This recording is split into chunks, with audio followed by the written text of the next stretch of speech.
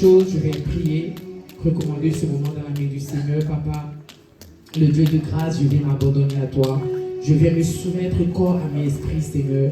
Je te soumets ma bouche, je te soumets mes lèvres et ma langue. Je te soumets même le son de ma voix. Seigneur, toutes les paroles qui sortiront de ma bouche, Seigneur, Papa, sois sous ton onction et sous ton autorité. Que tout soit sanctifié, Seigneur. Tout ce qui n'est pas de toi, Seigneur, ne permet pas qu'il sorte de ma bouche. Je te soumets aussi ce lieu.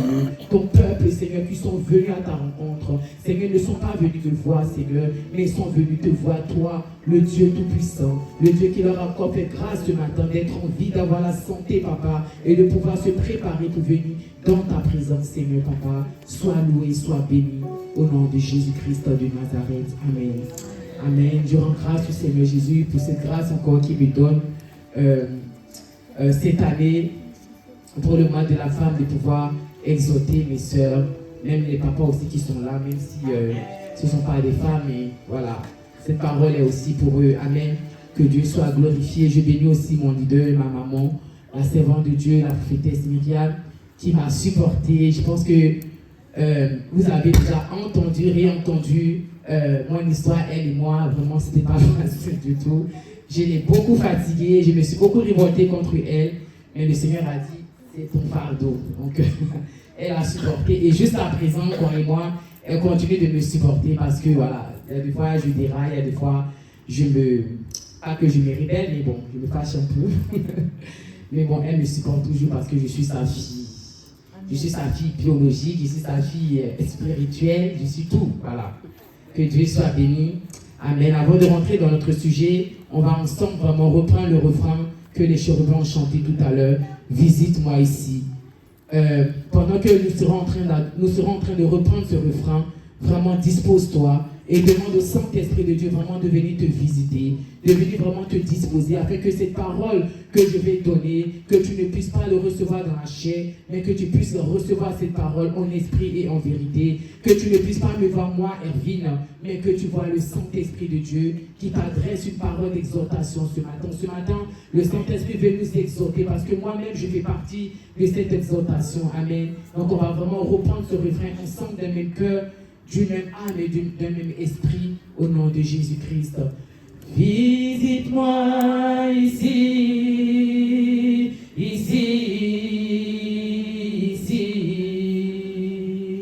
Dieu de mes prières, moi je t'appelle, Dieu de mes prières, moi je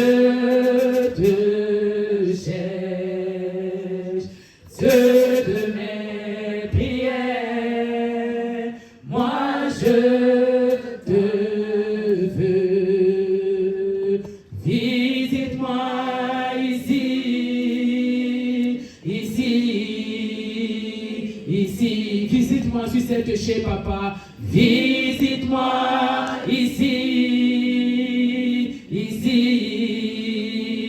ici, visite-moi ici, ici, ici. Amen. Que Dieu soit glorifié, que Dieu soit béni, papa. Merci. Merci Jésus. Merci pour tout, papa. Merci aussi à mon époux, le pasteur Marc. Merci aux anciennes, l'ancienne Mylène, l'ancienne Charlotte. Merci à l'apôtre Gilbert. Merci à l'évangéliste Christina, même si elle n'est pas là. Que Dieu la bénisse de là où elle est. Merci à vous tous qui êtes là au protocole. Vous qui vous êtes déplacés vraiment pour venir écouter la parole du Seigneur. Que Dieu vous bénisse et que Dieu se souvienne de chacun de vous et de vos enfants. Amen. Amen. Amen. Qui se rappelle du thème de ce mois de mars? Femme, sois éveillée. Amen. Femme, sois éveillée. Amen.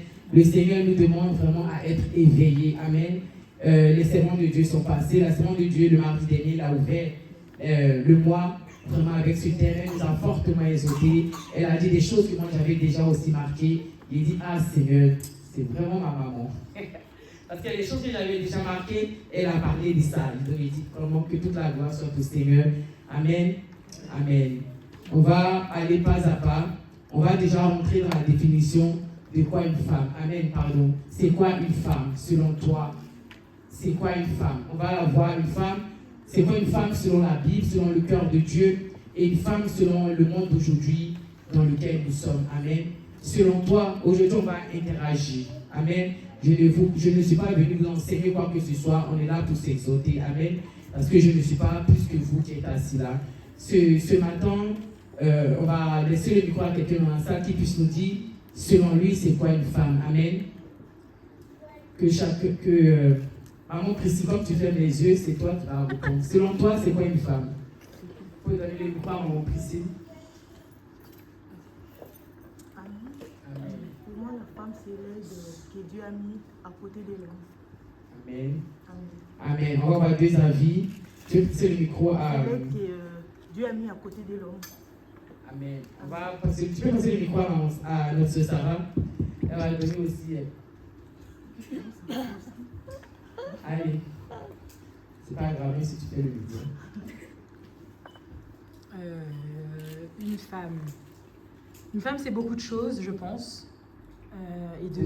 Si je me base sur ce que la servante de Dieu nous dit souvent, c'est un mystère et je dirais que c'est un trésor. Et pour appuyer ce que ma Priscille disait, c'est une aide précieuse que Dieu a donnée à l'homme et à la société aussi. Voilà. Merci Sarah. Dieu te bénisse. La définition de la femme selon la Bible. Selon la Bible, la femme, écoute bien, la femme a le rôle principal de construire et d'établir la famille. Amen. Amen. Amen. Selon la Bible, la femme a le rôle principal de construire et d'établir la famille ou le foyer. Amen. Et qu'est-ce qu'une femme selon le cœur de Dieu? Une femme selon le cœur de Dieu, au fait devant Dieu, ce n'est pas quand on est marié, quand on est une femme ou quand on a des enfants, que tu sois célibataire, que tu sois marié, que tu sois avec enfants ou sans enfants, Dieu nous appelle femme. Amen. Amen. Et une femme selon le cœur de Dieu, célibataire ou mariée, la femme est appelée à ce qu'elle est, c'est-à-dire forte. Amen. La femme, en gros, la définition de la femme, c'est une femme forte. Amen. La femme, elle est forte parce qu'en elle, le Seigneur a mis un don particulier. Amen. Le Seigneur a mis une force vraiment hors norme parce qu'on peut voir qu'une femme est malade et lorsqu'un homme est malade. Amen. Je ne diminue pas les hommes, mais c'est un fait. Je vois dans la maison et c'est un fait.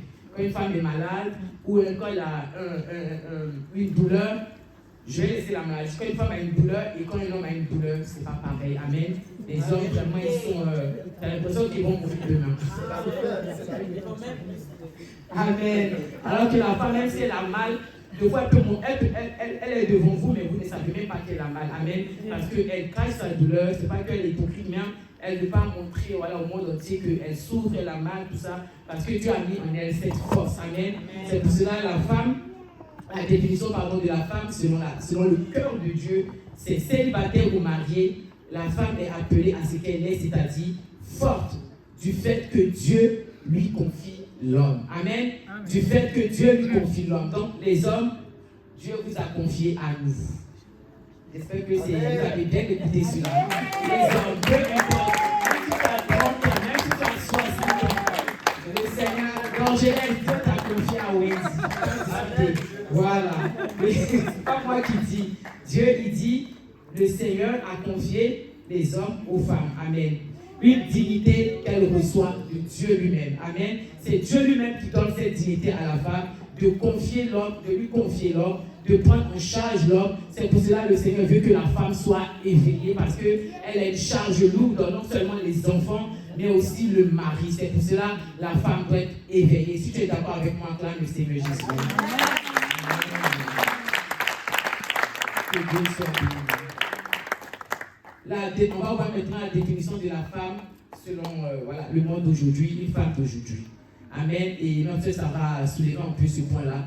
Une femme d'aujourd'hui, c'est pouvoir choisir sa voie, affirmer ses préférences et ses opinions de la façon la plus libre qu'il soit. Et c'est ça aussi une femme sans limite. Amen. Amen. Amen. Être une femme d'aujourd'hui, c'est pouvoir conjuguer une vie personnelle et une vie professionnelle. Amen. Amen. C'est ça aussi une femme limite. Une femme limite, c'est pas quelqu'un qui reste seulement au foyer, mais si elle a des ambitions, si elle veut aussi travailler, si elle veut aussi ouvrir son entreprise, le Seigneur lui accorde cette grâce d'ouvrir son entreprise, d'être vraiment indépendant, que ce soit personnellement ou professionnel, ou elle peut aussi avoir le choix de ne rien faire. Elle est aussi libre. C'est ça aussi la femme d'aujourd'hui. Amen. Amen. Que Dieu soit béni. Amen. Amen. On va rentrer dans le thème de la femme éveillée. C'est quoi une femme éveillée? Parce que pour moi, c'est important de pouvoir vraiment définir, vraiment pour qu'ensemble on puisse comprendre c'est quoi une femme selon Dieu, selon le monde, selon voilà et tout, avant vraiment de pouvoir développer le thème, de ne pas vraiment montrer brutalement comme ça dans le thème. Et maintenant qu'on a vu la situation de la femme dans les deux volets, j'espère que vous avez bien compris, que vous avez bien pris note. Et maintenant, on va voir c'est quoi une femme éveillée. Amen. Et je vais encore poser la question à quelqu'un. Selon toi, c'est quoi une femme éveillée? Maman Françoise, pour toi, c'est quoi une femme éveillée? Oui. Elle cherche ce qu'est la volonté de Dieu avant sa volonté et avant son choix. Ça, c'est ta définition. Madame Maman, c'était ma petite appelée Madame Wadja. Oui, Madame Wadja. Voilà. Pour toi, c'est quoi une femme éveillée?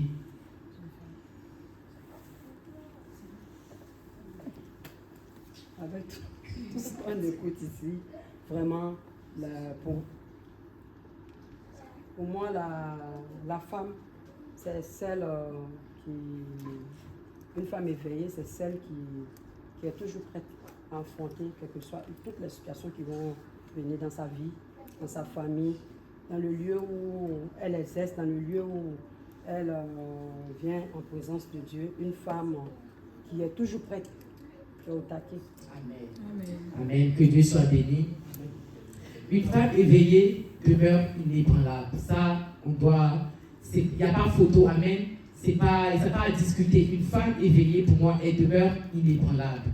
Dans l'amour, elle reste imperturbable. Amen. C'est-à-dire, lorsque peu importe ce qui peut se lever dans ta maison, au travers de tes enfants, dans ton église, dans ton travail, peu importe, au fait, tu ne dois pas être emporté par tout vent. Amen. On ne doit pas, une femme éveillée, elle n'est pas emportée par tout vent. Au contraire, comme le mot dit éveillée, elle reste éveillée et elle connaît la stratégie du diable. Elle sait que ce vent qui est en train de souffler, c'est pour m'enlever de la présence du Seigneur. Amen. Ce vent qui est en train de souffler, c'est pour que je puisse m'énerver, c'est pour que je puisse sortir vraiment du chemin de Dieu. Donc c'est pour cela, une femme éveillée, elle reste imperturbable et inébranlable face aux aléas de la vie. Amen.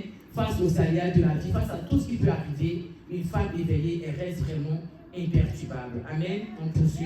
Sa force puise sa source en elle-même. Une femme en elle-même, la force au plus profondeur, comme on a pu voir dans la définition de la femme. La force de la femme, c'est en elle-même. Lorsqu'elle décide de puiser sa force, elle peut vraiment faire beaucoup de choses. Amen. La femme peut faire beaucoup de choses contrairement aux hommes. Elle transforme toute négativité sur son chemin en lumière. Amen. Elle transforme toute négativité sur son chemin en lumière. Amen. Car elle sait métamorphoser les ténèbres en clarté. Elle rayonne partout où elle va. Amen. Ça rejoint ce que Maman Yvette a dit. Amen. Que vraiment Dieu soit glorifié. C'est vraiment ça, que tu puisses vraiment noter cela. C'est vraiment ça la signification d'une femme éveillée. Et vraiment retiens qu'une femme éveillée, elle ne doit pas abandonner. Amen. Elle ne doit pas être inébranlable.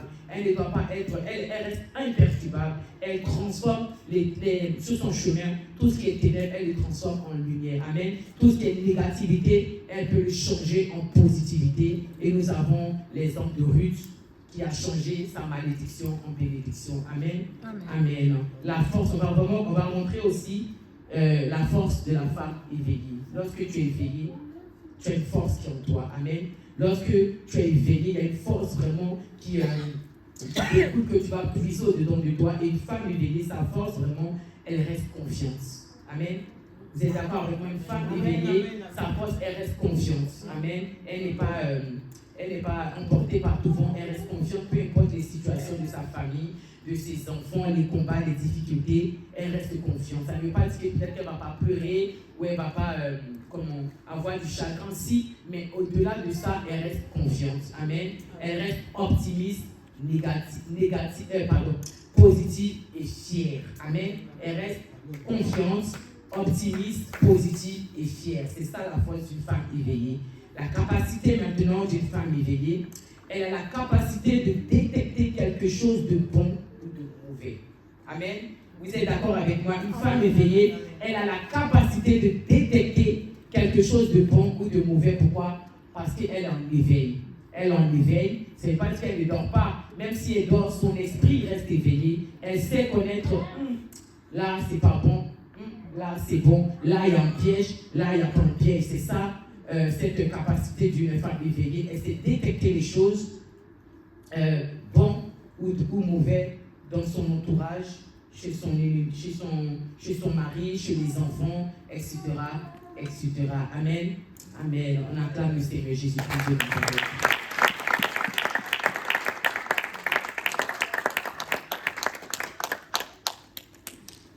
Et c'est ce que nous allons maintenant rentrer dans un roi.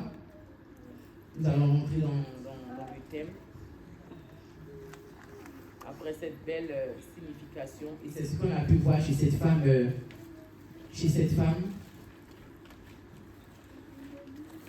Et on voit 3.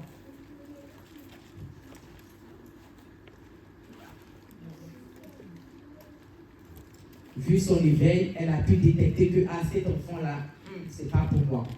Je ne sais pas si ces enfants se ressemblaient, parce que je ne sais pas qu'est-ce qui a pris l'autre femme d'aller changer l'enfant, et en pensant que l'autre femme n'allait pas voir que l'enfant était changé. Peut-être que les enfants se ressemblaient, peut-être que, je ne sais pas, comme la semaine avait dit le mardi dernier, vu qu'il n'y avait que 3 jours entre les enfants, donc il n'y avait pas vraiment de différence dans l'aspect des enfants. Donc je pense que c'est sur ça qu'elle a dû se baser pour dire, je vais changer l'enfant, et l'autre, elle ne va pas voir que j'ai changé mon enfant. Mais comme on a vu tout à l'heure, la capacité de la femme éveillée, elle s'est détectée. Amen.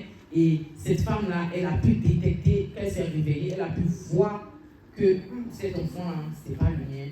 La dame, elle a changé mon enfant. Amen. On va lire pour que nous puissions comprendre tous ensemble. 1 Roi 3, on va commencer à partir du verset 16. Et je vais laisser maman Laurence, qu'elle puisse nous faire la lecture au nom de Jésus. Tu lis de 16 jusqu'à 22 au nom de Jésus-Christ. Tu l'as parlé de mon Jésus-Christ. Amen. Alors 2 femmes prostituées vinrent chez le roi et se présentèrent devant lui. L'une des femmes dit, « Pardon, mon Seigneur, moi et cette femme, nous demeurions dans la même maison, et je suis accouchée près d'elle dans la maison. 3 jours après, cette femme est aussi accouchée. Nous habitions ensemble, aucun étranger n'était avec nous dans la maison. Il n'y avait que nous 2. Le fils de cette femme est mort pendant la nuit, parce qu'elle s'était couchée sur lui. Elle s'est levée au milieu de la nuit. Elle a pris mon fils à mes côtés, tandis que ta servante dormait. Et elle l'a couché dans son sein. Et son fils qui était mort, elle l'a couché dans mon sein. Le matin, je me suis levée pour allaiter mon fils, et voici, il était mort. Je l'ai regardé attentivement le matin, et voici, ce n'était pas mon fils que j'avais enfanté. L'autre femme dit, au contraire, c'est mon fils qui est vivant, et c'est ton fils qui est mort. Mais la première répliqua, nullement. C'est ton fils qui est mort, et c'est mon fils qui est vivant. C'est ainsi qu'elles parlèrent devant le roi. Amen. Amen. On attend la parole du Seigneur Jésus. Amen. Dans ce passage, vraiment, ce que le captive, au verset 21. Le matin, je me suis levée pour allaiter mon fils, et voici, il était mort. Je l'ai regardé attentivement. Amen. Est-ce que nous regardons attentivement lorsque les situations se lèvent dans notre vie, lorsque les vents soufflent, les tempêtes se lèvent dans notre vie? Est-ce que nous faisons une pause et nous regardons attentivement la situation pour dire, cette situation-là, ceci, cela, mais au contraire, on tombe dans le piège du diable. Amen. Au contraire, on se laisse aller, on se laisse emporter par le vent, on se laisse emporter par la tempête, et c'est ça notre échec. Amen. Mais ce matin, le Seigneur nous dit, une femme éveillée, elle regarde attentivement. Amen. Si ce thème, ce passage nous a été donné, Dieu sait pourquoi nous devons être des femmes éveillées qui regardent attentivement. Amen. Que ce soit dans notre maison, que ce soit chez nos enfants, chez nos époux, chez nos frères et sœurs, dans notre communauté, dans notre lieu de travail, on doit regarder attentivement. Amen. Cette femme, la Marie, que les deux, je crois que les deux étaient prostituées, mais l'une était éveillée. Amen. Elle n'était pas endormie si elles avaient bu, si elles avaient pris des drogues, vraiment, je ne sais pas. Mais l'une d'entre elles était éveillée pour son bébé. Amen. Si elle n'était pas captivée, si elle n'était pas éveillée, elle n'allait pas savoir que son bébé a été changé. Elle allait se réveiller, elle a vu que le bébé à côté est mort. Elle allait accepter et puis la vie continue. C'est comme ça au fait dans notre vie, vu qu'on n'est pas éveillé, vu qu'on ne regarde pas attentivement les choses, vu qu'on n'a pas comme je l'ai dit tout à l'heure, on n'a pas cette capacité-là de détecter les choses. Quand les choses nous arrivent, au fait, on se laisse emporter, on se dit, oh c'est bon, c'est pas grave, c'est la volonté de Dieu. Alors que non, c'est pas la volonté de Dieu. Amen. Alors que non, c'est pas ce que le Seigneur a prévu pour nous. Il nous dit dans sa parole qu'il connaît les projets qu'il a formés pour nous, projets de paix et de bonheur et non de malheur. Amen. Donc le Seigneur ne peut pas venir contredire sa parole. Cette femme, elle n'a pas accepté parce qu'elle était éveillée et elle a pu détecter que ce bébé qui est à côté de moi, c'est pas mon bébé, il a été changé. Amen. Et la suite, on la connaît. Ils sont partis devant le roi Salomon.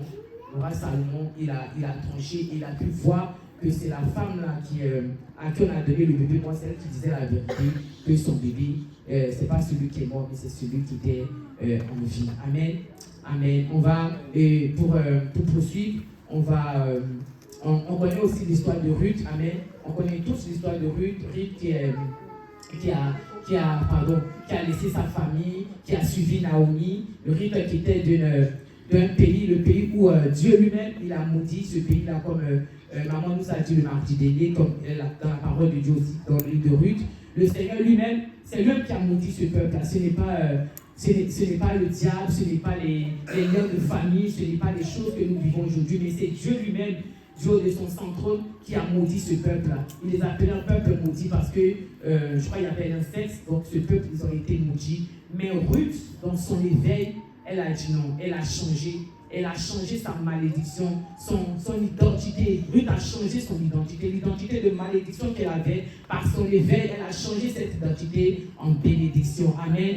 Amen. C'est pour cela, nous aussi, on doit rester éveillés pour changer l'identité de malédiction que le diable veut nous donner. L'identité, là, c'est Dieu qui avait donné cette identité. Mais au jour d'aujourd'hui, le diable veut nous donner une identité de malédiction, une identité de condamnation, une identité de pauvreté, de toutes ces choses que nous subissons, mais avec notre éveil, on doit changer cela. Amen. On doit dire non. Le Seigneur n'a pas dit que je suis un peuple maudit. Le Seigneur n'a pas dit mes enfants, ma maison, mon mariage est maudit. Le Seigneur, au contraire, il a béni. Donc moi, je me lève et je refuse cette malédiction. Nous devons refuser les choses mauvaises. Nous ne devons pas accepter les choses. On doit refuser parce que nous sommes des hommes et des femmes éveillés. Amen. Des enfants, des jeunes, même éveillés. Parce que même les jeunes aussi, ils doivent être éveillés pour leur vie, pour leurs études, pour leur entourage. Ils doivent être éveillés parce que nous savons maintenant que les jeunes aujourd'hui sont devenus méchants entre eux-mêmes à l'école. On voit comment ils martyrisent les autres enfants. On voit comment même ils se permettent même de tuer les autres enfants de leur âge. Tout ça, c'est l'œuvre du diable. Amen. C'est pour cela un jeune. Toi, jeune qui m'écoute aujourd'hui, sois éveillé dans ton école, dans ton centre de formation, dans ton lieu de travail, peu importe, sois éveillé pour ta vie. Amen. Sois éveillé afin que le diable ne puisse pas venir sceller des choses, la haine, la méchanceté, pour que tu sois méchant envers ton ami élève. Amen. C'est pour cela que Ruth, elle a changé son identité. Ruth a changé les choses. Aujourd'hui, Ruth, c'est la grammaire c'est la grammaire de David, c'est ça, maman? Voilà. Et c'est par elle, au travers de sa génération, Jésus-Christ est venu. Amen. Parce que Ruth a changé les choses. Si elle était restée pour dire, ah, c'est vrai, Naomi, tes enfants que nous avons mariés, ils sont morts, on n'a plus rien, vraiment, je vais aussi retourner dans mon pays, comme l'a fait sa l'autre belle-sœur, elle est retournée, pardon.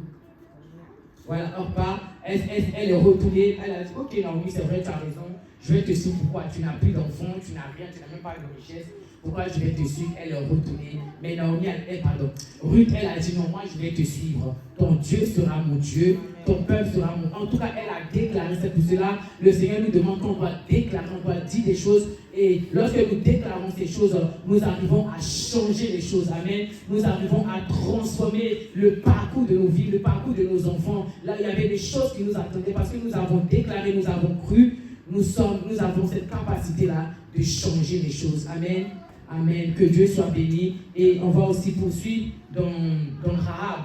Nous avons vu Rahab a changé les choses. Amen. Rahab, c'était une prostituée. On va même déjà lire ce passage-là dans Josué. Le passage se trouve dans Josué pour que toi et moi on puisse comprendre. On va commencer par Josué 2, pardon. Josué 2, on va lire le premier verset jusqu'au 14 pour pouvoir vraiment bien comprendre comment Rahab a changé les choses. Je vais laisser maman Laurence lire. Josué 2, premier verset jusqu'au 14. Qu'on puisse vraiment être attentif aux écrits du Seigneur. Je lis au nom de Jésus-Christ. Amen. Josué, fils de Num, fit partir secrètement de Sittim 2 espions, en leur disant, allez, examinez le pays, et en particulier Jéricho. Ils partirent et ils arrivèrent dans la maison d'une prostituée qui se nommait Rahab, et ils y couchèrent. On dit au roi de Jéricho, voici, les hommes d'entre les enfants d'Israël sont arrivés ici cette nuit pour explorer le pays. Le roi de Jéricho envoya dire à Rahab, fais sortir les hommes qui sont venus chez toi, qui sont entrés dans ta maison, car c'est pour explorer tout le pays qu'ils sont venus. La femme prit les 2 hommes et les cacha, et elle dit, il est vrai que ces hommes sont arrivés chez moi, mais je ne savais pas d'où ils étaient. Et comme la porte a dû se fermer de nuit, ces hommes sont partis. J'ignore où ils sont allés. Hâtez-vous de les poursuivre et vous les atteindrez. Elle les avait fait monter sur le toit et les avait cachés sous des tiges de lin qu'elles avaient arrangées sur le toit. Ces gens les poursuivirent par le chemin qui mène au gué du Jourdain et l'on ferma la porte après qu'ils furent sortis. Avant que les espions se couchassent, Rahab monta vers eux sur le toit et leur dit, l'Éternel, je le sais, vous a donné ce pays. La terreur que vous inspirez nous a saisis, et tous les habitants du pays tremblent devant vous. Car nous avons appris comment, à votre sortie d'Égypte, l'Éternel a mis à sec devant vous les eaux de la mer Rouge, et comment vous avez traité les 2 rois des Amoréens au-delà du Jourdain, Sion et Og, que vous avez dévoués par interdit. Nous l'avons appris et nous avons perdu courage. Et tous nos esprits sont abattus à votre aspect. Car c'est l'Éternel, votre Dieu, qui est Dieu en haut, dans les cieux et en bas sous la terre. Et maintenant, je vous prie, jurez-moi par l'Éternel, que vous aurez pour la maison de mon Père la même bonté que j'ai eue pour vous. Donnez-moi l'assurance que vous laisserez vivre mon Père, ma mère, mes frères, mes soeurs et tous ceux qui nous appartiennent, et que vous nous sauverez de la mort. Ces hommes lui répondirent, nous sommes prêts à mourir pour vous. Si vous ne divulguez pas ce qui nous concerne, et quand l'Éternel nous donnera le pays, nous agirons envers toi avec bonté et fidélité. Amen. On acclame la parole du Seigneur Jésus-Christ. Amen, amen, amen. La partie qui m'intéresse vraiment, c'est la partie du verset 12. Amen. On a lu au début pour que ensemble on puisse comprendre le contexte. Amen. Mais à partir du verset 12, Rahab a changé les choses. Amen. L'éveil de Rahab, elle n'a pas pensé qu'à elle. Amen. Lorsque ses espions, avant de partir, elle leur a dit, de la façon que je vous ai caché, j'ai pris soin de vous. Lorsque vous allez revenir pour détruire le pays, je vous en prie, souvenez-vous de moi, de la maison de mon père, de mes frères, de mes soeurs. En tout cas, elle n'a pas dit, bon, épargnez que ma vie et puis ma famille, c'est bon, ils peuvent mourir, ils peuvent détruire le pays avec eux. Amen. Elle a été éveillée et son éveil a sauvé sa famille. Amen. C'est pour cela, ce matin, je vous ai dit, ton éveil peut sauver ta famille. Amen. Peu importe comment ils sont, peu importe qui ils sont, peu importe les choses qu'ils sont, peu importe qui ils sont, ton éveil peut sauver ta famille. Amen. Parce que la famille de Rahab, je ne sais pas, la Bible ne dit pas s'ils sont comment, s'ils sont ici, s'ils sont cela. Mais Rahab, elle n'a pas regardé cela, elle a vu que c'est sa famille. Et elle a dit, lorsque vous reviendrez pour détruire le pays, non seulement souvenez-vous de moi, mais souvenez-vous aussi de la maison de mon père. Amen. Sauvez mes frères, sauvez mes soeurs. Et tout ça, c'est quoi? C'est grâce à l'éveil de Rahab. Amen. Nous devons être éveillés pour nos familles. Amen. Nous devons être éveillés non seulement pour nos enfants, pour nos époux, mais aussi pour nos frères, pour nos soeurs, qui sont perdus, qui sont livrés au monde, qui ne connaissent pas encore réellement le Seigneur, ou même qui connaissent le Seigneur, mais qui sont un pied dedans, un pied dehors. Parce que les bien avec le Seigneur, un pied dedans, un pied dehors, c'est les deux pieds dehors. Amen. C'est pour cela qu'on doit vraiment rester éveillé pour notre entourage, même pour notre église, là où tu pries, tu dois être éveillé. Amen. Pour ton église, tu dois être éveillé afin de te tenir à la brèche pour ton église, afin de te tenir à la brèche vraiment pour là, le lieu où tu pries matin, midi, soir, tu dois être en éveil. Amen. Afin que lorsque les choses voudront se lever, toi tu puisses les connaître et que tu puisses rentrer dans le lieu secret pour prier, afin que le Seigneur puisse sauver ton église. Amen. Amen.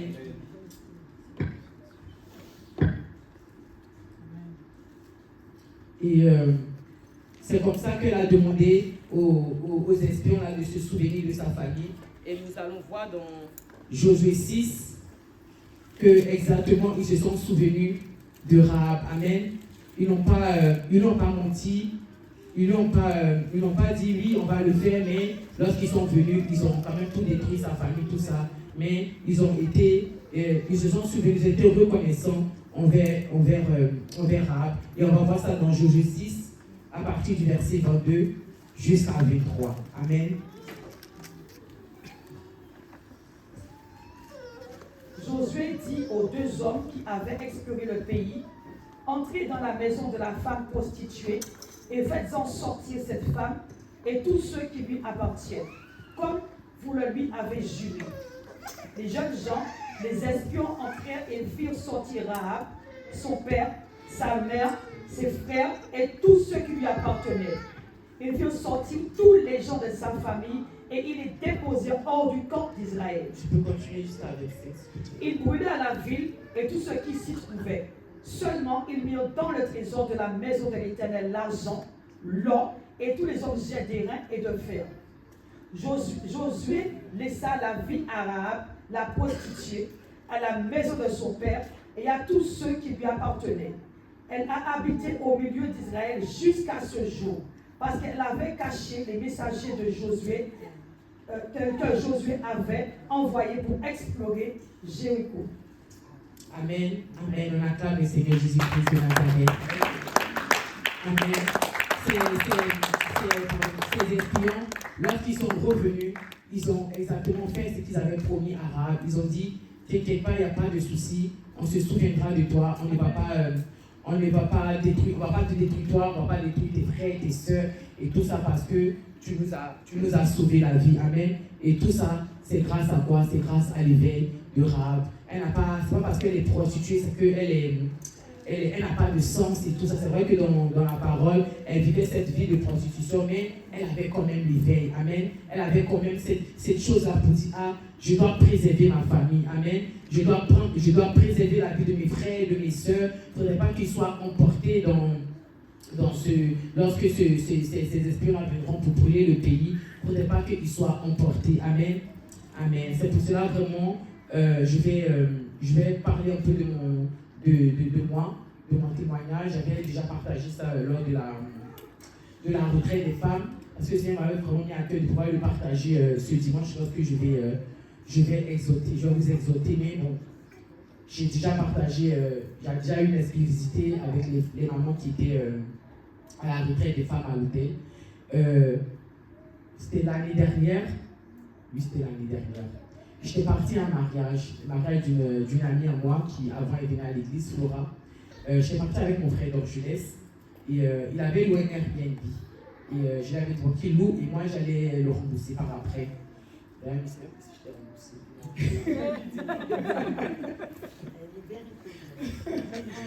Amen. Bon, je ne vais pas rembourser. C'est mon frère. Donc, on est parti la louer et j'ai une amie à moi aussi, une connaissance. Elle devait venir aussi au mariage, mais elle n'avait pas de coin pour loger. Tu vois, elle m'a demandé est-ce que moi j'ai pu louer Airbnb pour qu'on puisse. J'ai dit moi, non, moi je suis sur la charge de mon frère. C'est mon frère qui a loué. Donc, je vais voir avec lui s'il est d'accord. Du coup, j'ai vu et il m'a dit qu'il n'y a pas de souci. Du coup, moi, je suis partie. Après, donc je laisse l'arrivée parce que comme il travaillait. Et après, la fille, elle est arrivée vraiment tard dans la nuit. Tout ça. Mais avant, comme moi, je suis arrivée dans l'après-midi, je suis partie chez ma amie Flora. On a traîné un peu et tout. Et après, je vais partir avec mon mari et nos deux enfants. Seulement, il n'y avait pas de cajot. Après, vers la fin, mon mari a dit non, qu'il ne part plus parce que les enfants avaient commencé à tomber un peu malades et tout. Du coup, lui, il est resté avec elle jeunale. Et moi, je suis partie avec Mathieu. Mathieu, je crois qu'il avait 2 ans, ou même pas. Et en tout cas, il était vraiment tout petit et tout. Et quand je suis arrivée, j'ai traîné un peu avec elle. Après, je suis partie dans le Airbnb. Après, comme j'ai dit, mon frère est arrivé. Après, la fille est arrivée. On demande d'aller au mariage. Vraiment, tout s'est bien passé. Quand je suis arrivée, comme c'est la première, j'ai prié. Comme le Seigneur nous dit, tout le que vous la porte de vos pieds, je vous donne une possession. J'ai pris la possession et j'ai prié tout ça. Et le lendemain, il est parti au mariage. Tout s'est bien passé. Dimanche, chacun est rentré. Et quand je suis arrivée à la maison, je regarde mon fils, je regarde Mathieu Noc, je vois que, et ça c'est le Seigneur qui me dit, regarde bien ton fils. Parce que je regarde mon fils, c'est pour ça que je dis vraiment, on doit vraiment être éveillé. On doit vraiment être éveillé, parce qu'il y a des choses qui peuvent se passer sous nos yeux, mais on ne voit pas. Amen. Je regarde mon fils, le Seigneur me dit, regarde bien ton fils. Je regarde mon fils, je vois que Mathieu Noc n'est pas là. C'est vrai que c'est bizarre. Le mardi, je suis venu au culte, comme Dieu, il m'aime et qu'il aime aussi Mathieu Noc. Il a utilisé notre frère Victor, j'étais dans la cuisine. Il dit, maman est vide. Mathieu Noc n'est pas là. Hein. Et comme moi, déjà, Dieu m'avait déjà fait comprendre cela, du coup, je n'ai même pas discuté pour dire, mais pourquoi tu dis ça, qu'est-ce que tu vois et tout ça. Dieu voulait me confier parce que Dieu voyait que j'étais encore tantôt plus tôt. Donc Dieu l'a utilisé pour dire, maman est vide, quand je regarde Mathieu Noc là, on dirait qu'il n'est pas là. Hein. Il dit, oui, tu as raison, tu n'étais pas. Dieu m'a permis de voir ça. J'ai vu, j'ai prié. C'est vrai que ce jour après rentré, j'ai prié, mais je n'étais pas rentré dans la profondeur et tout ça. Donc, le même soir, quand j'étais dans l'église et tout, j'ai commencé à prier. Ça m'a mis à cœur d'appeler l'esprit de mon fils. Du coup, il dit, Seigneur, je récupère l'esprit de mon fils. J'appelle l'esprit de mon fils partout où on est passé. Si son esprit est resté là-bas, j'appelle l'esprit de mon fils. J'ai commencé à prier dans la même cuisine ici. J'ai prié, j'ai fait des déclarations. Parce que lorsqu'il y a ce genre de choses, c'est des prières, des déclarations que nous devons faire. Amen. J'ai fait des prières, des déclarations. J'ai appelé, j'ai récupéré mon fils. Le lendemain encore, parce que je crois, sur ma mémoire, je devais rester sur place pour la prière de la nuit. On a fait la prière. Le lendemain, je suis rentré à la maison mercredi.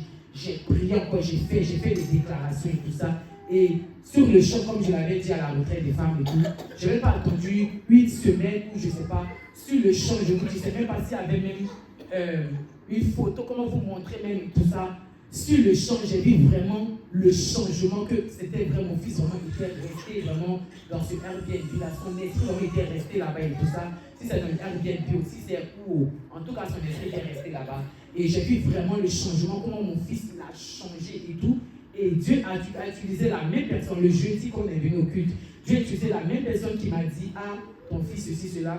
Quand il a vu Mathieu Noc, il a dit, waouh, maman, Mathieu Noc, il n'est plus le même mardi. Quand je l'ai vu mardi, puis aujourd'hui, jeudi, là, vraiment là, c'est le Mathieu Noc qu'on a connu avant que tu partes et tout. C'est là que je lui ai dit, lui, tu as raison parce que j'ai récupéré mon fils. Et quand il a dit ça, il m'a dit, c'est la bonne prière que tu as fait. Amen. Amen. C'est pour cela, vraiment, je vais vous donner vraiment mon témoignage pour que vous puissiez comprendre que vraiment, il y a des choses, pas partout qu'on va.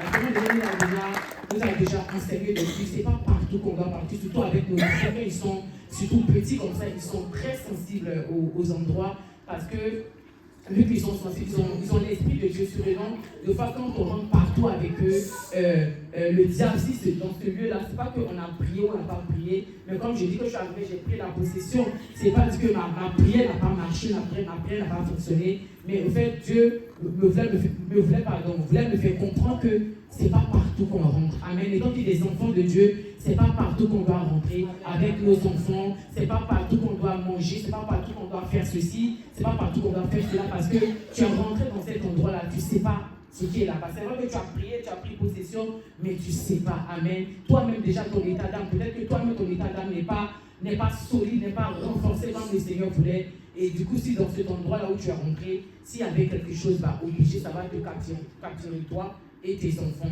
Et si toi, ton esprit est vraiment bien brodé, comme on le dit en ivoirien, c'est ton enfant qui est fragile, qui va prendre le pot cassé. Amen. C'est pour cela, vraiment, j'exhorte vraiment une femme ce matin, vraiment, à ne pas... à être éveillée, amen, à être éveillée pour son enfant, à être éveillée pour sa maison, à être éveillée pour sa vie elle-même, pour son mariage, pour sa communauté. Pour tout, nous devons être éveillés afin que le diable ne puisse pas détruire notre maison, afin que le diable ne puisse pas s'emparer de l'esprit faible de nos enfants. Amen. Parce que nos enfants, ils sont sensibles, amen, ils sont fragiles. Et l'ennemi, au fait, c'est vraiment le proie. Nos enfants, c'est le proie pour les capturer, pour les captiver, pour voler leur esprit, pour faire d'eux vraiment des marionnettes, pour les emmener, pour les balloter à gauche, à droite. Et il ne fait pas seulement qu'avec nos enfants, nous-mêmes, si nous ne sommes pas ancrés dans le Seigneur, amen. Nous-mêmes, peu importe si tu as 60 ans, même si tu as 50 ans, si tu n'es pas vraiment assis dans le Seigneur, le diable, il peut faire de toi ce qu'il veut, amen. Il peut t'emmener à gauche, à droite. Tu es là, on te voit, tu te maquilles bien, tu t'habilles bien, tu as des projets, tu as l'argent, tu as tout ce que tu veux, mais tu es malmené spirituellement, amen. Tu es le monde des ténèbres spirituellement, il fait de toi vraiment sa sépière parce qu'on n'est pas éveillé, amen, parce qu'on n'est pas assis vraiment dans le Seigneur, on n'est pas vraiment ancré dans le Seigneur. C'est pour cela vraiment, je vais pas être long. Mon exhortation ce matin vraiment m'appuie aussi sur mon témoignage et vraiment avec tout ce qu'on a vu, vraiment soyons des femmes éveillées, amen. Soyons des femmes fortes, des femmes qui savent détecter les choses, les femmes qui ont des yeux ouverts, qui savent voir lorsqu'il y a des choses, mais qui ne sont pas endormies spirituellement. Amen. Amen. Que Dieu soit béni.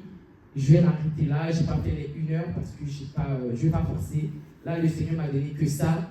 C'est tout pour l'exhortation ce matin. Que Dieu vous bénisse. Amen.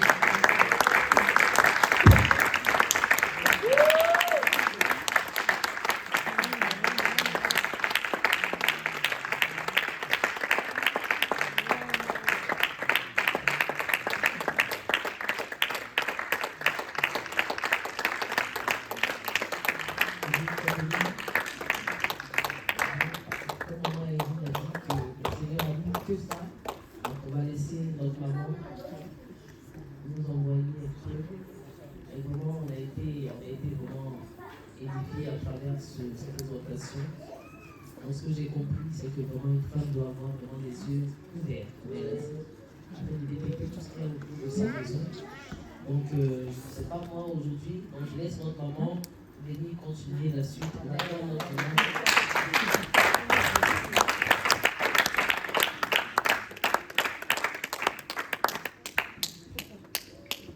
Amen. En tout cas, elle a touché des points très sensibles. Les femmes doivent être vraiment, moi, je vais appuyer par ce message, d'avoir beaucoup la sagesse comme Raya. C'est prostituée. Quand elle a vu ces gens, elle avait vraiment l'esprit connecté de Dieu. Parce que ces gens ne se sont pas présentés que nous sommes des serviteurs de Dieu, des enfants de Dieu. Lorsqu'il les a vus, il les a cachés. Quand il les a cachés, elle savait que la loi de son pays, il interdisait que les Israélites ne pouvaient pas rentrer dans ce pays. Ce pays était bagarré et ferme. Moi, ce que je dois rajouter, une femme, elle ne doit pas parler beaucoup. Ce qui détruit les femmes, c'est parler. Regarde, elle a gardé ces gens, elle n'a pas parlé ni à sa famille, ni aux voisins. Or que c'était le russe qu'elle avait pris. Et comme elle était une femme déterminée, elle a dit, si je dois périr, je périrai avec eux. De toutes les façons, je ne mourrai pas toute seule. Et ils sont des ennemis de mon pays. Ça veut dire, si le roi découvre, ça veut dire c'est moi et eux que nous allons périr. Je ne vais pas périr toute seule. Alors, il a gardé, elle n'a même pas parlé à ses parents. Mais toi, une femme qui aime trop parler, c'est là où tu passes à côté de la bénédiction. Mais bien aimé, quelqu'un peut être là, c'est une bénédiction pour toi. Mais tellement tu aimes parler, tu passes à côté de la bénédiction. Si cette femme, elle parlait, est-ce que sa famille serait sauvée? Ne serait pas sauvée. Est-ce que son identité allait changer? Non. Mais bien aimé, il y a des gens que Dieu a délivrés, ils n'ont pas prié. Il y a les gens que Dieu a délivrés, les pasteurs, ils n'ont pas posé les mains pour faire quitter la malédiction dans leur vie. Mais parce que c'est des gens qui veillent, qui ne parlent pas. Même s'ils ont raison, ils ferment leur bouche.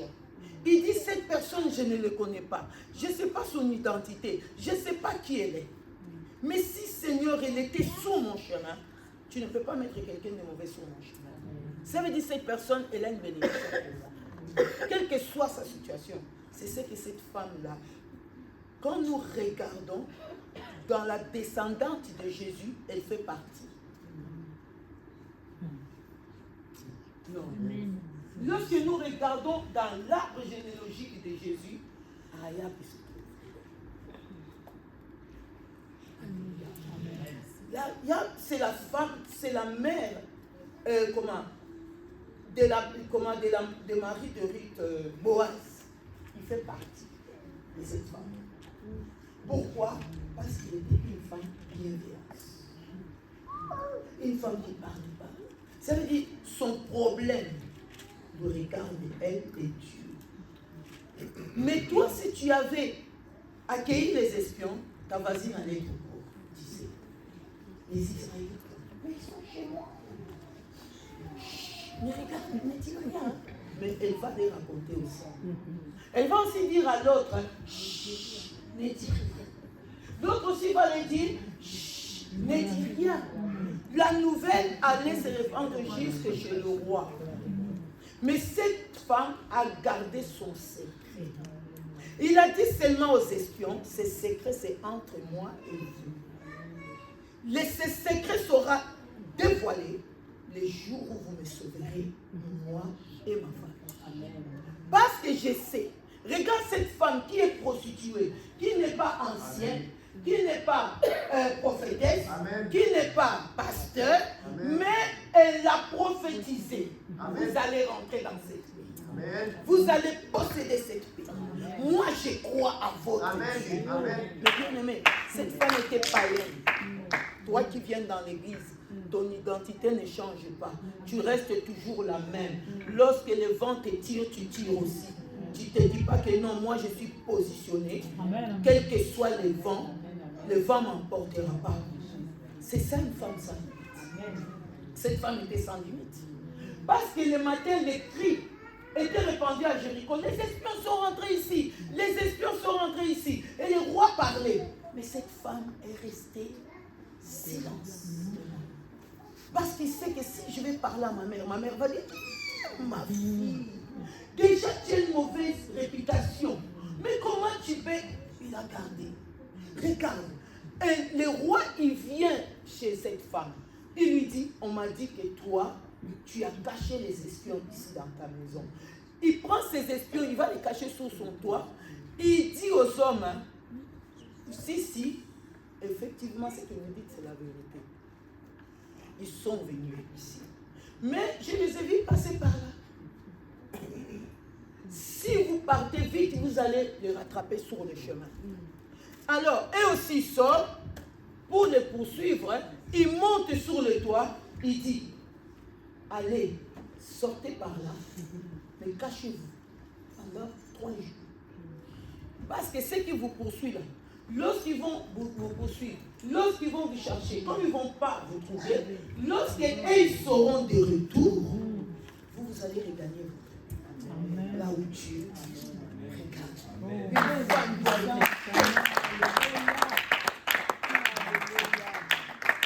femme doit être intelligente, même les choses de sa maison, elle ne va pas raconter chez n'importe qui, même si c'est ta meilleure copine. Mais bien aimé, ta meilleure copine, tu ne connais pas son cœur. Ta soeur, tu ne connais pas son cœur. Mais bien aimé, même si nous sommes des jumeaux, jamais un jumeau et les deux jumeaux, ils sont nés avec un seul cœur. Chacun a son cœur. Chacun a son caractère. Chacun a ses problèmes. Alléluia. Ça veut dire, cet enseignement, c'est fort. La femme, c'est un mystère. Comme je l'ai dit toujours. La femme, c'est la source de bénédiction. La femme, c'est une femme, il voit, il détecte, il veille. Comme cette femme prostituée. Cette femme prostituée, on a changé son enfant. Mais elle ne s'est pas réveillée en criant. Tu sais, lorsqu'on allait l'enfant pleure. Mais elle est partie prendre son enfant, il pose au sein, il observe l'enfant attentivement, il regarde, il tourne, il dit, il y a quelque chose qui ne va pas. Il y a quelque chose qui ne va pas. Celui-ci, ce n'est pas le même. Dans ta maison, une femme, c'est quelqu'un qui sait quand les situations commencent à changer dans la maison. Il n'a pas besoin que quelqu'un vienne de lui sonner une alerte. Non, elle est déjà armée. Elle voit la situation des enfants, la situation du mari, sa situation à elle-même. Elle voit ce qui ne va pas. Mais bien aimé, combien de gens dans leur maison, on les a changé la vie de leurs enfants.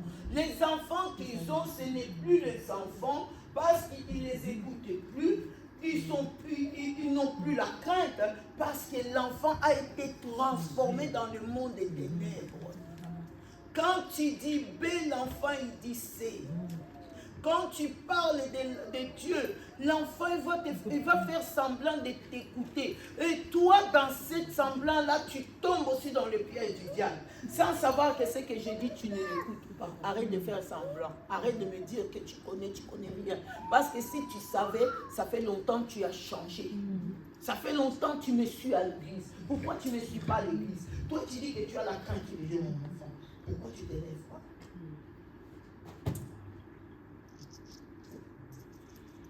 Cela veut dire, pour finir la définition de la femme doit être très sage.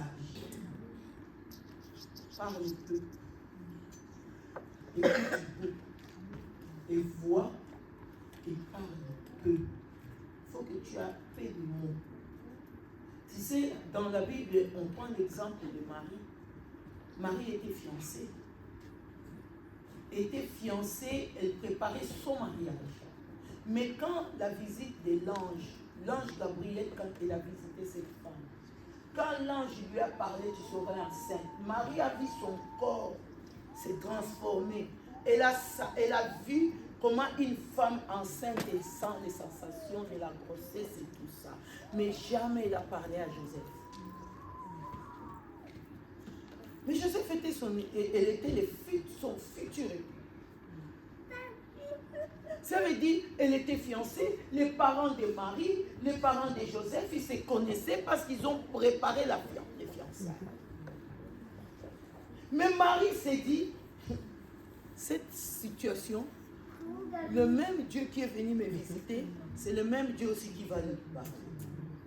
Parce que si moi je me mets, parce que si Marie avait parlé à Joseph, ça allait créer les dégâts. Les dégâts. Et puis, Joseph allait rompre les fiançailles, sans réfléchir. Maintenant, c'est les gens qui sont en train d'aller parler à Joseph. Mais tu ne vois pas Marie. Marie est transformée. Vous couchez ensemble? Ah non, moi je ne connais pas. Moi j'attends le mariage. Ah bon, tu attends le mariage? Mais Marie, elle est grosse. Marie, elle est grosse. Mais non, Joseph, il rentre. Elle observe Marie. Marie n'est plus la même. Alors il prend la décision, elle rentre et prend la décision, il dit, cette fois-ci je vais aller dire à Marie, on doit rompre les fiançailles. Marie aussi garde le silence. Maintenant, qui va, le même ange Gabriel, qui était parti parler à Marie, le même ange Gabriel, elle va croiser Joseph sur la route. Il ne faut pas rompre avec Marie. Marie n'a pas rompre. Elle est ce qu'elle est. Elle est fière.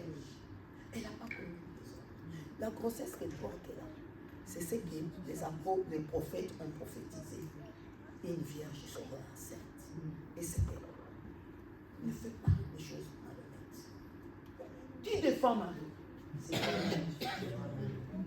Qui parle pour le sort de Marie? C'est Dieu lui-même. Joseph, maintenant, elle rentre vers Marie, elle regarde avec le respect maintenant. Elle honore encore Marie. Quelle grâce, ma fiancée, que tu as trouvé. En tout cas, je vais te soutenir. Maintenant, quand Joseph est en train de soutenir Marie, c'était un fardeau pour Joseph. Parce que dans toute la vie, on se moquait de lui. Il est vraiment bête.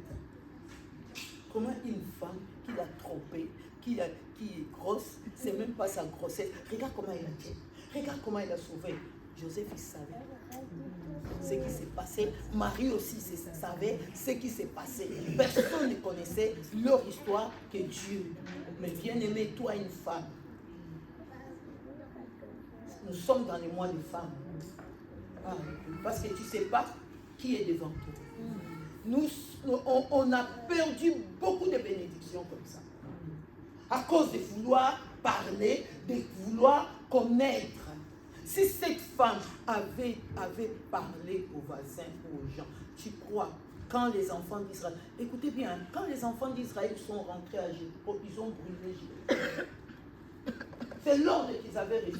Ça veut dire qu'ils ont brûlé les gens, les animaux, tout, ils ont mis le feu. Mais Josué maintenant, il dit aux deux espions, allez me chercher cette femme. Comme vous l'avez géré. Vous devez les faire sortir avant qu'on mette le feu. À elle, à son père, à sa mère, à ses frères, à tout ce qui lui appartient, même ses brebis. Il va sortir, elle va être avec nous. Et cette femme-là, elle a vécu parmi les enfants d'Israël. Jusqu'à ce jour, son nom est pas, on parle. Mais bien aimé, sois une canal de bénédiction. Qu'un jour, même si tu n'es plus là, qu'on parle de toi. On dit il y avait une femme. Qu'on parle de toi, mais qu'on ne parle pas de toi dans le mal, que cette femme-là, c'est une femme qui détruit, c'est une femme qui néantit, c'est une femme qui détruit les gens. Non, une femme forte, avec des caractères.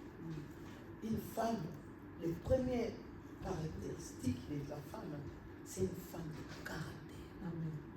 Une femme doit avoir du caractère. Tu sais, une femme de caractère, on ne peut pas la manipuler.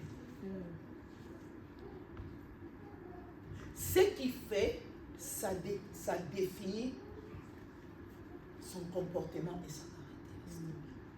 Tu vois, c'est ça une femme. On les trouve aussi chez Ruth. Une femme déterminée. Une femme que Naomi n'a pas pu séduire. Malgré les discours de Naomi, malgré tout ce que Naomi disait, je n'ai plus d'enfant, je ne peux plus, regarde, je suis vieille, je ne peux plus, même si j'accouchais aujourd'hui, est-ce que vous attendrez? Il t'a dit, je vais attendre. Et au repas, qu'est-ce qu'elle a fait? Elle a dit, c'est vrai, cette femme, elle a raison. Mais elle était une femme de caractère. Tu dois être une femme de caractère. Une femme de caractère, il préserve sa vie. Il préserve ses enfants, il préserve sa bénédiction. Tout ce qu'elle a, elle fait quoi? Elle la préserve. Ça veut dire quand elle fait quelque chose pour Dieu, ça reste entre elle et Dieu. Entre elle et Dieu. Qu'il pleuve, qu'il neige, il ne parlera pas. Elle dit, Seigneur, c'est qu'elle va seulement aller en coulisses dire au Seigneur, rappelle-toi. Seigneur, rappelle-toi. Seigneur, rappelle-toi de ce que j'ai fait. Ça veut dire sa prière est forte. Sa prière est puissante parce que quand elle prie, elle s'appuie sur ce que Dieu connaît et ce qu'elle connaît, mais personne d'autre elle connaît. Mais toi, quand tu t'appuies, c'est les choses que tu as déjà parlé. Mais quand tu as parlé en mal, tu as détruit déjà. Quand tu dis au Seigneur de se rappeler de toi, tu appelles la colère. Parce que tu ne t'es même pas répandu. Mais tu dis, Seigneur, rappelle-toi. Tu sais, moi, je donne ma dîme. Tu sais, moi, je donne ceci. Moi, je donne ceci. Non. C'est comme ces deux gens qui sont partis dans le temple. Il y avait un républicain, un pharisien, un homme. Alors, les républicains disaient, il n'arrivait même pas à ouvrir sa bouche. Il disait seulement, Seigneur, pardonne. Je ne suis pas digne. Mais l'autre disait, moi je ne suis pas comme cet républicain. Hein. Moi je donne ma dîme, je donne mes offrandes, je fais ceci, je gêne 2 fois par semaine, je fais des prières et tout ça. Mais ces prières n'ont jamais traversé le ciel. Mais l'autre qui s'est tenu loin, qui n'arrivait même pas à ouvrir sa bouche, seulement il dit, Seigneur, je ne suis pas digne d'ouvrir ma bouche. Même ma bouche est remplie de péché, d'abomination. C'est que je suis venu au temple seulement te demander de me pardonner, d'avoir pitié de moi. D'avoir pitié de moi. Maintenant, le Seigneur demande, c'est des hommes-là. Qui Dieu a écouté la parole, la prière? C'est celui qui était dans l'humiliation. Ce n'est pas celui qui racontait sa vie, qui donnait sa dîme, il donnait ça, je fais ça, moi j'ai fait ça, moi j'ai fait. Comme tu as fait pour l'homme, attends la bénédiction de l'homme. N'entends pas Dieu. Alléluia. Quand cette femme prostituée a risqué sa vie, elle a fait pour Dieu. Parce qu'il a parlé de leur Dieu. Elle a dit, moi je crois à votre Dieu. Vous allez rentrer dans ce pays. Vous allez les posséder. Mais quand vous allez rentrer, n'oubliez pas, mon père il est là, ma mère elle est là, mes frères ils sont là, toute ma famille ils sont là. Avant de faire ce que vous allez faire, ce que votre Dieu va vous ordonner de faire, épargnez-moi et ma famille.